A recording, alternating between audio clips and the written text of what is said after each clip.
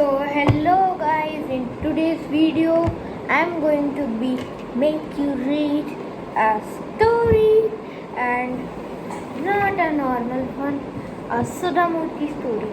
I know that most of the kids enjoy Sudha Murty stories, so I'm going to be reading one today for all of you.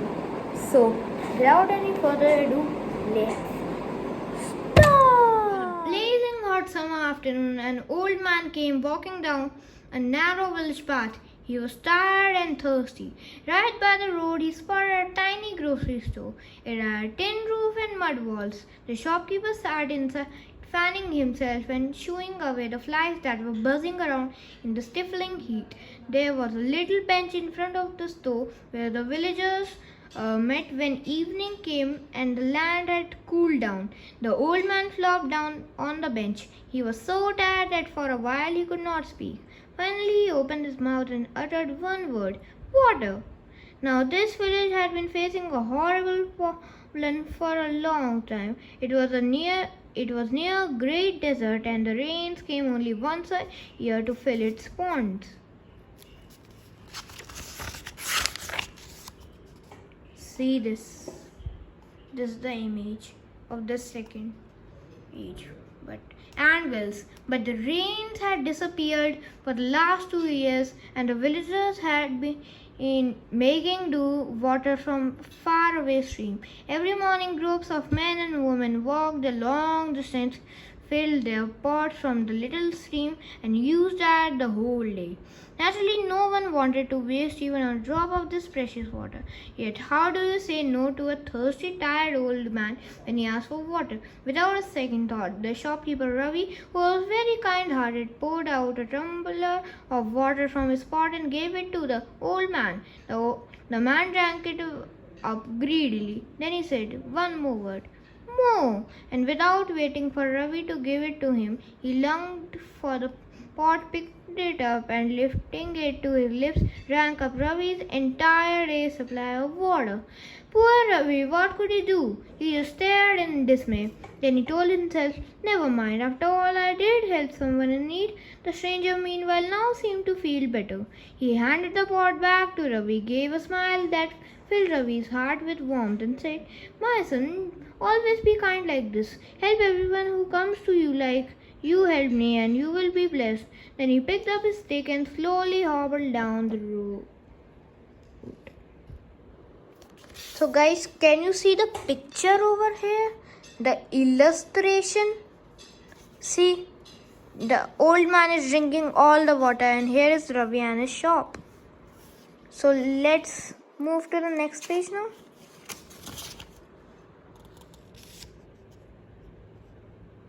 Ravi watched the strange old man disappear into the distance, then returned to his shop. The afternoon heat grew worse. After a while, Ravi felt his head was about to burst with a headache.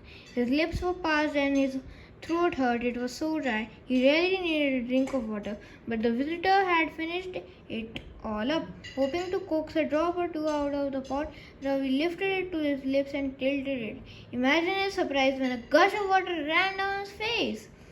It was sweet, refreshing water, which not only quenched his thirst, but wiped out his headache too. Ravi was just staring at the water pot, trying to figure out what had just happened, when Karim limped into his shop. Karim was a young man who had hurt his leg in an accident many years ago, which had left him with a limp. When he was unwell or tired, his limp became worse. Karim too flopped down the bench in front of the store and caught his breath like the old man. Then he finished out a shopping list from his pocket and handed it to Ravi. As Ravi started packing up the items listed on the paper, Karim opened a little bundle of food and ate his lunch sitting on a bench. Finally, he wiped his mouth on the scarf and pointed to Ravi's pot of water. "Mind if I take a little sip? It's so hot after all." Ravi was busy measuring out some dal. He said without looking up, "I would be happy to offer you some, but someone's already had most of it. Then I was feeling unwell, and I think I finished the last of it." "What are you saying, my friend? I can clearly see the pot brimming over with water." Ravi looked up and stared in disbelief. In front of his eyes, Karim poured out a tumbler full of water and drank it. Then he paid for all his groceries and left the store. Did his limp look at it was nearly gone? Ravi watched him for a while, trying to figure it out. Then decided the heat was playing tricks on his mind and went back to in the cool comfort of his shop and dozed off. He woke with a start as someone was calling him name urgently. He opened his eyes to find Karim back. This time he was holding by the hand his little sister Fatima. Brother, wake up, we need your help, Karim must. What? Is something wrong? Fatima is burning up with a fever. Then go to a doctor. Why you have to got her to a grocery shop? Karim stared at him and said, "You mean you don't know how you just helped me? My leg, which has been troubling me for the last many years, healed up on its own as soon as I drank the water from your magic pitcher. Give Fatima a drink from it too. I'm sure her fever will disappear in no time." Ravi was astounded. Magic pitcher? Healing water? What was Karim going on about? Nonetheless, he passed the pot to Fatima. He rang the bell, then sat down to rest. Within minutes, she lifted her head and said, "It is true, brothers. I am indeed cured of the fever." Soon the news spread in the village like wildfire. Ravi, the quiet, kind grocery storekeeper, was now the owner of a magic pitcher, the water from which could heal anyone of any disease. Every night Ravi left the pitcher in the store, and in the morning it would be filled to the brim with sweet, cool water. Daily a queue of sick people and their relatives collected in front of his shop. To each one Ravi gave a drink of the water, and they went away saying they were now better. The pot was never empty. Ravi realized the old man he helped must have given him this gift in gratitude. Ravi understood what a great gift it was and thanked him daily in his mind. Soon his little store turned into a hospital. Ravi did not charge a paisa for the water. People would leave some money, some gifts for him, and others did not pay him anything, but he was still happy with that. One day, a rich landlord servant appeared at his doorstep and said, "My master is unwell. Come with me and give him a drink of your water." Ravi replied, "See the crowd of people behind you waiting for the turn? How can you leave without helping them and go to your master? Do you think these sick people can stand in the sun for long? Tell your master to come to me instead, and I'll give him the water here." The servant said, "Ravi, what will you get by helping these poor people? A few rupees, some rice and dal? Come to my master's house. He will shower you with money and gifts. Your worries about making ends meet will be over for at least a month." Ravi was tempted. It was true, why not cure one rich man and get some help in buying his daily needs? Ravi told the people waiting outside to come back the next day and went with the servant to the landlord. Slowly in this way Ravi changed. Where once he could not bear to see the pain and sadness of the sick and poor people, now started each day hoping he would get one rich patient at least who would pay him handsomely. Day passed thus. Season changed, and it was summer once more. Ravi was in his old stove writing up his accounts when the voice of an old man cowered in his ear. "Son, water!" Startled, he looked up. Was it the same old man who had given him the gift of magic pitcher? But right behind the visitor was none other than the king's messenger. "Come quickly. The queen has been bitten by a mosquito." "Water!" the old man repeated. "The queen is unwell," the messenger shouted again. Ravi looked from one to other. One was a grubby old man who may or may not be the person who gave him the pitcher. One side, a messenger from the king himself. He pictured the gold coins showering down on him once his healing water soothed to the queen's mosquito bites. The choice was clear. He picked up his pitcher and said to the stranger, "Wait right here, uncle. I'll be back soon." The king's swift-footed horses took him to the palace. There he rushed to the queen, who was staring in dismay at the mosquito bites on her arm. He tilted the pitcher to pour some water into a tumbler, but nothing came. Again and again he tilted the pitcher.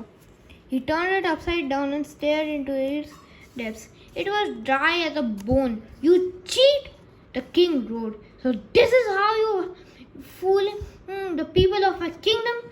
Get out and never let me hear that you have acquired magical healing powers. If you claim such a thing again, I'll banish you forever from this village." Then he turned to comfort his queen, who was splashing tears on the bump on her arm. Ravi slowly walked back to his village. He went to his shop. No one was there. He searched for the old man who had asked for water. He was nowhere to be seen. He called out, "Uncle, I'm sorry. I made a mistake. Please do come. I'll give you water." But there was no reply. Now I realized this was the same old man whom he met a year back. He remembered the people he had healed once out of kindness and compassion, and how much they had blessed and loved him in return. He remembered their little acts of generosity, sparing a few coins and a bundle of vegetables from their gardens in return for water. When did he become so selfish and greedy that he would neglect the people who had needed him the most? The old man had taken back his powers when he sensed Ravi has misused the gift. Never mind, Ravi smiled to himself. He would use the money he had received for the water to help bring a real doctor to the village, someone who would help the people with his knowledge of medicines and disease, so they not need to wait for a magician to cure them of their illnesses. From that day onwards, Ravi filled his pitcher with ordinary water from the stream and carried back carefully to his little store and waited for the old man. Maybe one day he would be back, but till then Ravi was determined to bring a real medicine man to his. So children, don't you think that was a really good story and it gives us a message? Think what the message is for like 5 seconds. 3, 2, 1. You're right. The message is that never become greedy or don't misuse anything. And too much of nothing is good.